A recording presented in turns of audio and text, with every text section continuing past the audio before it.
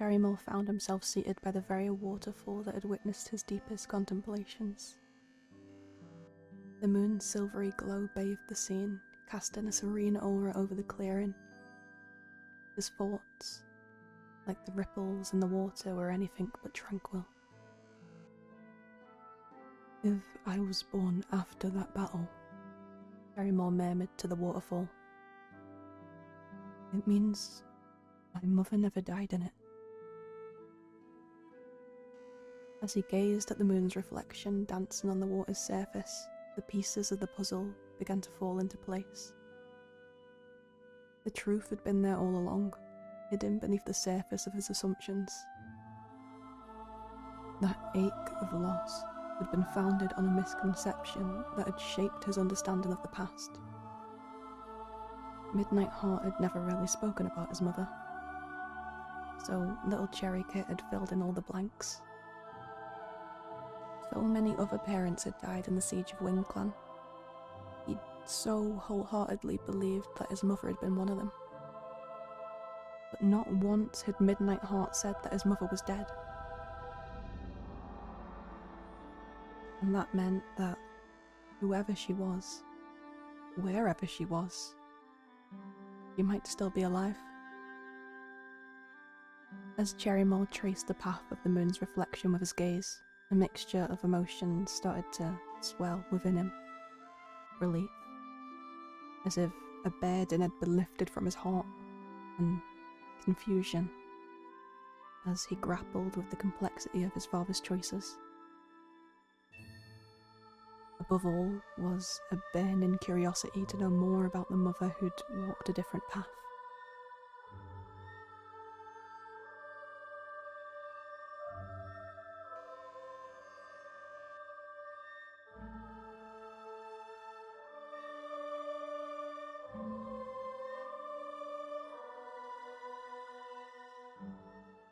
So welcome back to our adventures in MossClan with our now grown-up Cherrymore, and he's starting to find out more about himself and his history.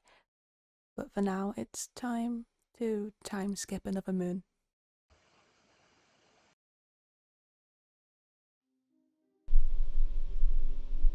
A surprise attack from a fox tests your fighting skills. With a triumphant yowl, you chase the intruder away, tail raised high in victory.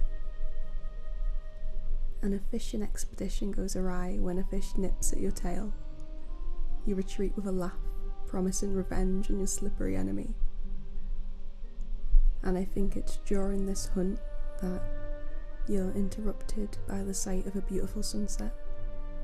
The peaceful moment reminds you of the beauty in your home. And you attempt a daring leap over a stream to impress your clanmates, but misjudge the distance and end up with a splash, much to their mirth.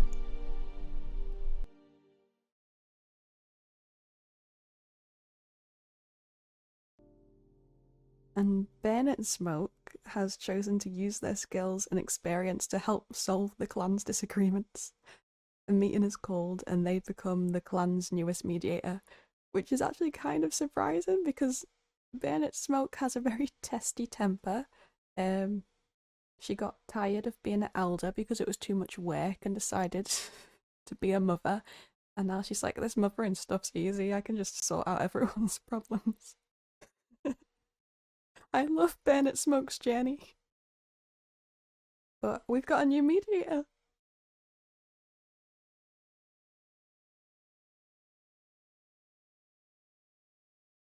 Cherrymore calls to Ravenfoot to catch them a fat mouse on the next hunting patrol.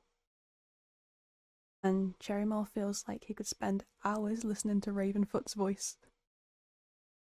Cherrymore is Ravenfoot's biggest fanboy. He has been since he was little. But it sounds like she's actually starting to recognise him as a clanmate now, and it looks like more of a friendship starting to form.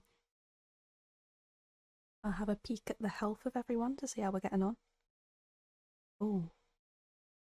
Rattlecry has gotten green cough. But Lobuzz finally feels back to normal after the strain of birth in her litter.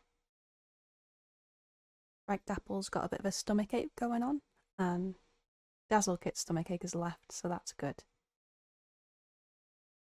Heatherkit tried to sneak out of camp, but fell over and scraped their paw before they even left the safety of the camp walls. So that didn't really go to plan. Shellstar's really come into his own recently. He's a strong young Tom who's quite a capable leader, really. He's proved himself. And now he's actually teaching Rattlecry about the small details of being a leader. And so the student has become the master. And poor Rattlecry is quite ill, so he's currently in the medicine cat den and sort of semi-quarantined from everyone because they don't want Green Cough to start picking up and passing around the clan. It's a lot to cope with. But he's a workaholic, so he really struggles having nothing to do. So he's actually thinking about a strange two-leg object that he saw recently. Maybe occupying himself by wondering, is it a threat? Is it not? What should we do about it? And Cherrymore would definitely visit him just to make sure everything's okay. He might actually bring him some food.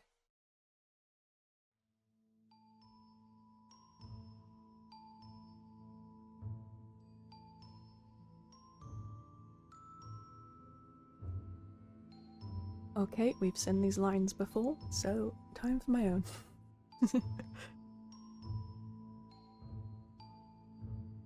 So, Cherrymore would sort of shoulder into the medicine cat den with a fish, because it's the easiest prey to swallow. And Rattlecry's throat's been quite raw recently, so Cherrymore would sit down and start peeling the pieces away and checking for bones, and Rattlecry would huff, not really comfortable being looked after. I'm not a baby bird, Cherrymore. I can chew my own prey. I'm not chewing it. I'm just getting the bones out. Lobos said you needed to rest. Lobos also said I was to have no visitors. But you're too young to remember how quickly green cough spreads. I'll be careful. And Lobos will be glad I'm lending a paw. You can't go near a kits when you're coughing all over it. She shouldn't have had kits to begin with. Don't look at me like that. Like what? Like I'm being too harsh. I've known Lobos since before you could walk. I owe her so much. But she made a mistake having those kits.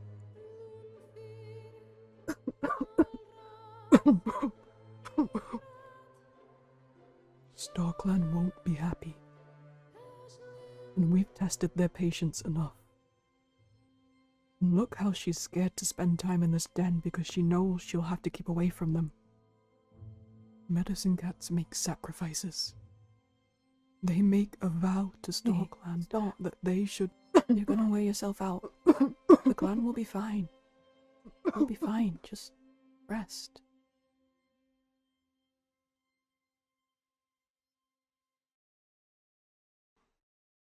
Meanwhile, Lobos is thinking about visiting the elders to hear a story. And Bayonet Smoke is currently a bit cross with Shinekit. 9 saw a big scary dog today. And I wonder if it's the same dog that's been constantly plaguing this clan. Always seems to keep coming back. Fallow saw a 2-leg kit playing with a kitty pet. And even though they live quite close to a 2-leg place, they're starting to see 2-legs a lot more frequently than they should. And I'm wondering if maybe the 2-legs are starting to take up more and more of their territory. And yeah, so Ravenfoot has also saw a 2-leg kit playing with a kitty pet, probably on the same patrol as Fallow. So maybe these 2-legs are starting to build their dens closer and closer to MossClan's home. Now, Cops Minnow is playing a prank on Shellstar.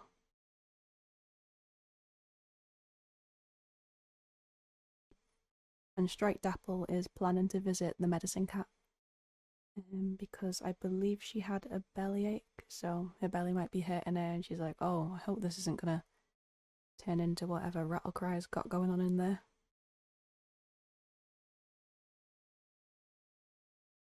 And Crested Web almost got lost near some two-legs nests. Maybe the new two-legs nests that are suddenly popping up all around. And now that Cherrymoor's finished tending to Rattlecry, he's starting to wonder how Nine is doing. He doesn't really speak to the other Tom much. But maybe he wants to get to know him. And Glowchirp is eavesdropping on Heatherkit. Big kid. Rippleshade thinks that times have changed for the better since they were young. So she's actually starting to see that MossClan isn't what they used to be. And maybe all those moons ago when they set out to change the leadership and take themselves on a better path, maybe they've actually got there. In the middle of the night, Dazzlekit ominously stood over Shinekit, and Shinekit blinked awake and was like, what's the matter? What's happening? And Dazzlekit's just like, I have a question about snails. Meanwhile, Heatherkit is taking bedding from other cats' nests. And Gingerkit just wants to follow her mum everywhere.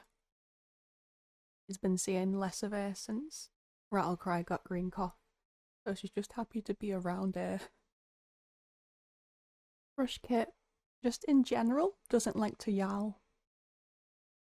I don't know why he needed to make sure we knew that, but now we know.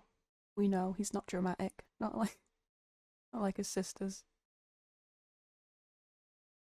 And poor Shinekit, who was exhausted and was kept awake all night by Dazzlekit and his snail questions, is now asking older cats how kittens are made.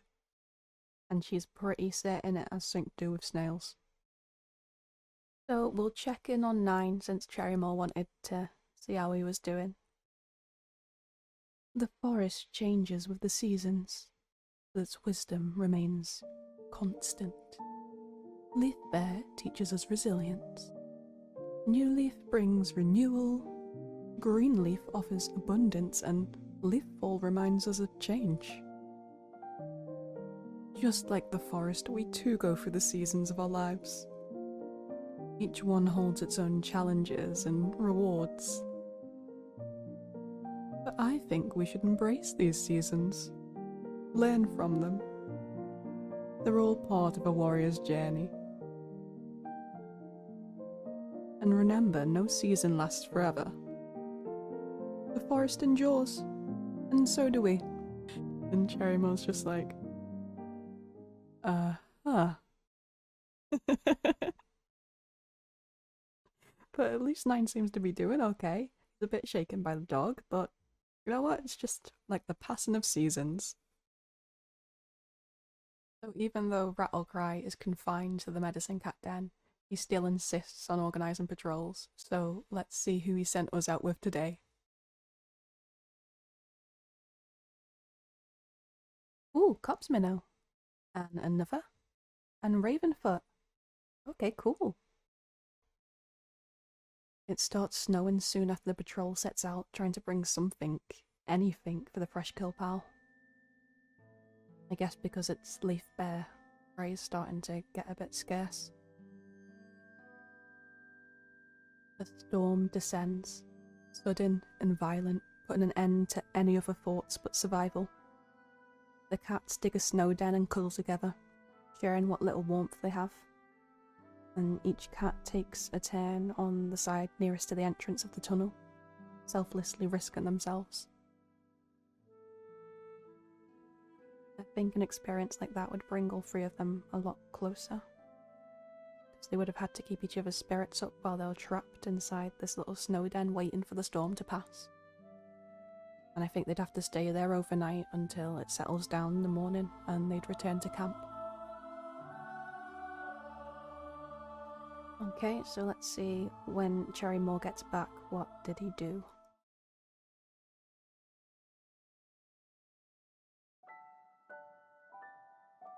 Oh. So an apprentice is struggling with their battle moves. Once again, I'd say this is Glowchirp. We're always helping Glowchirp no matter what. We give Glowchirp some tips and they quickly improve. And they're grateful for our help.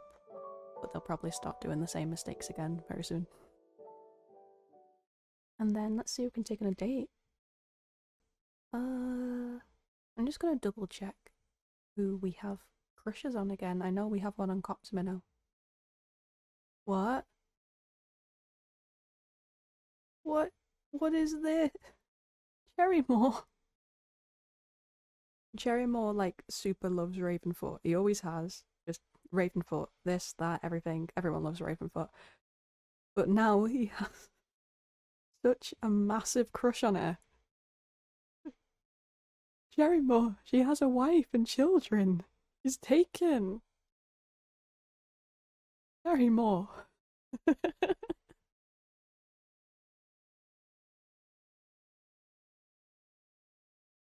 Of all the cats, around your age you could choose from, you're like, no, strong woman.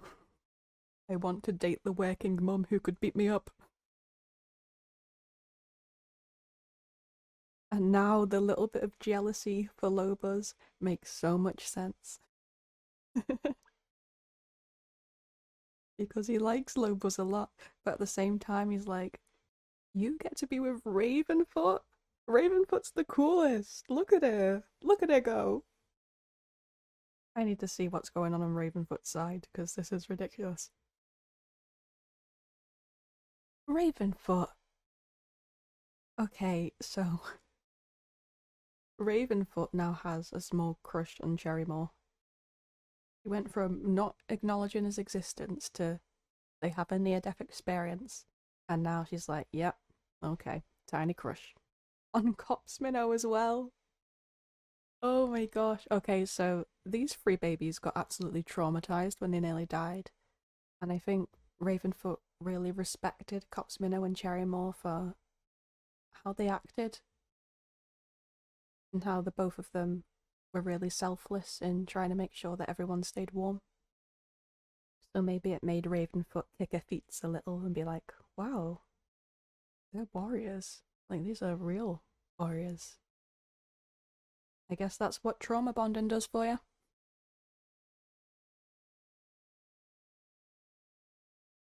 She doesn't have a crush on anyone else, so yeah, trauma bonding. Woo! Maybe he just likes fighters, maybe that's it.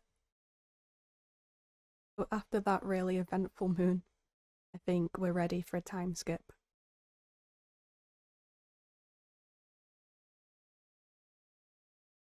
Cherrymore finds a quiet moment to watch the sunset over the lake.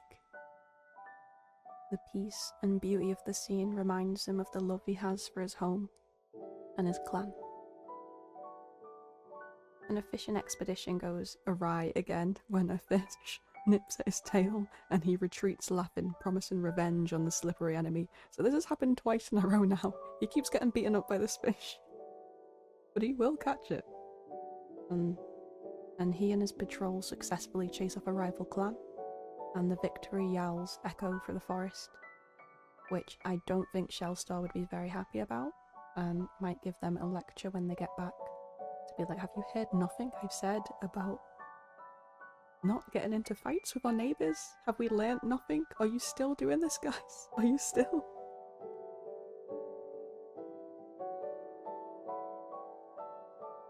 Ooh, we've got a new apprentice. In their eagerness, Dazzlepaw accidentally shoves their nose into Strike Dapple so hard that Strike Dapple flinches back in surprise. Dazzlepaw sheepishly apologises, and the two have a good laugh about it. So Strike Dapple actually ended up getting Dazzlepaw as an apprentice. And maybe it's because she's quite a rebellious spirit, so Shellstar thought, Having an apprentice might calm her down and teach her some responsibility, and she'd be a good mentor. But I think Cherrymore would be really excited by this because they've still got young kids, a lot of them, coming up now, and he might get to be a mentor next time.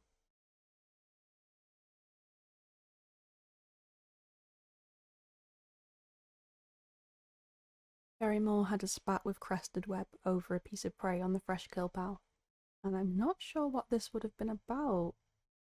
Maybe Cherrymore went to get something for Rattlecry, and at the same time Crested Web went to get something for Rippleshade, and they both wanted the same piece of prey, because like, this one's the easiest to eat. I need it to give to Rattlecry, and Crested Web's like, I need it to give to Rippleshade. So they end up bickering until they tear it in half. But at least Rippleshade and Rattlecry got a little piece of it. And Frushkit wants to spend more time with Cherrymore. I think that's a potential apprentice there.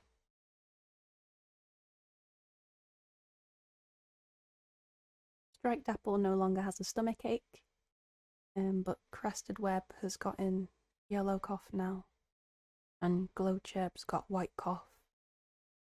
But Heatherkit's scrapes have healed. But we do have two cats who are getting a bit ill. Shellstar saw some wandering two legs today, so my fairy holds strong that two legs are starting to invade the territory. And Rattlecry regrets not eating the bird on the fresh kill pal earlier. Oh, maybe they were fighting over a bird and Rattlecry really wanted it, so Cherrymore was like gung-ho about getting it, and they could only get like the tail end. Lobuz is picking bears from their pelt. And Bayonet Smoke saw a pair of two legs near camp today. See? They're getting too close. This is uncomfortable. This is a stress on the clan. 9 is trying to set a good example for the younger cats. And Fallow wants to spend some time alone today. Ravenfoot has to pretend to be a captured warrior for Heatherkit's games. And Cops Minnow's just generally having a really good day. She's bopped 3 people on the head with her stick today. While Strike Dapple is probably in the same game as Ravenfoot because she has to pretend to be a captured warrior for Dazzlekit's games. And Crested Web, who's in the Medicine Cat Den, is growing fond of Shinekit. And Cherrymore is giving some advice to Glowchirp. What advice? While Glowchirp, also in the Medicine Cat Den, carefully curates their appearance to be dazzling, but not too dazzling. Maybe it's crush advice. So since they're talking, yeah, they'll have a chat. Okay, so we've seen these lines before, and I've gone and written my own in their place. So let's see what happens. In the darkness of the Medicine Cat Den, Glowchirp lay bundled in moss, his usually lively eyes dulled by the grip of white cough. His maw curled into a weak grin at the sight of his visiting friend. Cherrymore glanced quickly about, half expecting Lobuz to come barreling into him, shoo him out of the quarantine den. When he was certain the coast was clear, he crept towards Glowchirp, concern etching into the lines of his face. "How are you holding up?" he whispered, giving the other Tom a concerned sniff. He smelled bitter, like herbs and damp fur. Glowchirp managed a weak grin, his voice scratchy. "Better now you're here, Cherrymore. This cold's knocked me sideways. I can't sleep a wink, but at least Rattlecry's knocked out." They both cast a glance at the deputy, laying flat in his bed of moss. His breath rattled in his chest with each rise and fall of his flank. Cherrymore sat down beside Glowchirp, careful not to touch him. "Well, you'll both be back on your paws in no time. Until then, take it easy." Glowchirp's eyes twinkled despite his condition. "I've been taking it easy," It's bored the fair right off me. Look, I'm going bald. Please say you've brought me some gossip. It'll pass the time. Are you in Cop's Minnow a thing yet? Cherrymoor's whiskers twitched with amusement. Cop's Minnow? A thing? She's my clanmate. And she's stubborn. And she always disagrees with me. I don't know who you're trying to fool, but it sure as Starclan ain't me. You're always staring at her across camp. It's creepy, to be honest. Looks like you're trying to mind read her. I'm trying to see what sort of trouble she's getting herself into. And you're clearly staring at me across camp to notice. Glowchip laughed and dropped his head to his paws. You're bright orange. It's hard to miss you. The two Toms chatted briefly, exchanging smiles and hushed laughs, before Loba shouldered into the den, her mouth full of herbs. With one glance she sent Cherrymoor scurrying out of the den with an apologetic nod of his head. Meanwhile, Dazzlepaw wonders if Crested Web was a good apprentice. Which I'm gonna guess no. I think she was a challenge. She had a lot of energy and a lot of belief in herself, and she's turned out to be a really good warrior, but she's kept those more boisterous traits. And Rippleshade is complaining about their aching joints. Rippleshade. Heatherkit plays Mossball by themselves. He's a cutie. I still love the design of just the one ear. Gingerkit is asking how Kits are born, because of course she is. And Frushkit is yawning again, eternally tired boy who doesn't like to make a fuss. We'll have a chat with Frushkit because we want to try and get closer to him. Potential apprentice. Do you know what my favourite game is? It's Mossball. I love chasing the Mossball and catching it. It's like hunting but without the bugs and the dirt. And the best part is that when I score a point, I feel like I can do anything. Someday I'll teach my own kids to play Mossball, and they'll love it as much as me. Will you play Mossball with me? I promise I won't go easy on you. I'm sure Cherrymore would. For a little while, he plays Mossball with Frushkit.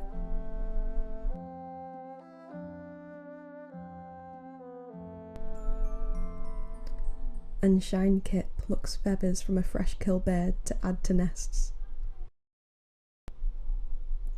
So let's see what patrol we've been assigned on today.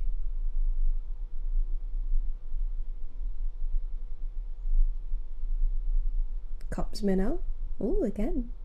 And Ravenfoot again. Okay, so we're an undefeated trio now. So maybe Rattlecry wasn't quite well enough to wake up today, so everyone just kind of amongst themselves decided what patrols they'd go on. And these three get along well enough and seem to do well on patrol, so they're like, let's all go out together. Your patrol has a disagreement and look to Ravenfoot to settle the dispute. I don't know what they're disagreeing about, but they do always seem to have disagreements. Ravenfoot listens to both sides, then makes a careful judgment. It keeps no one happy. The mark of an excellent compromise. So there's going to be a bit of an atmosphere between Cherrymoor and Cop's Minnow. Let's go on our self-patrol. See what we've got going on today.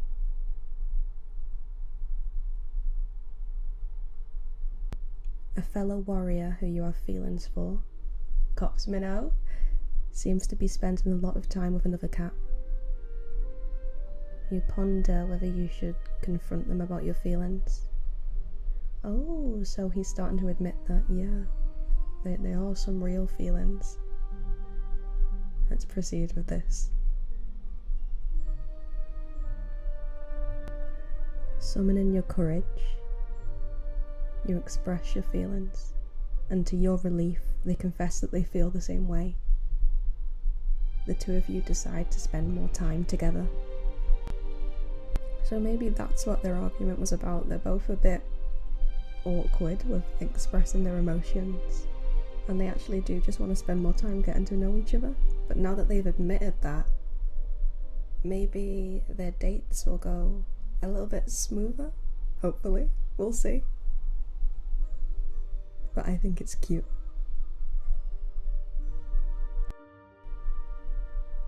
So I think that's been a very packed moon of activity. So I might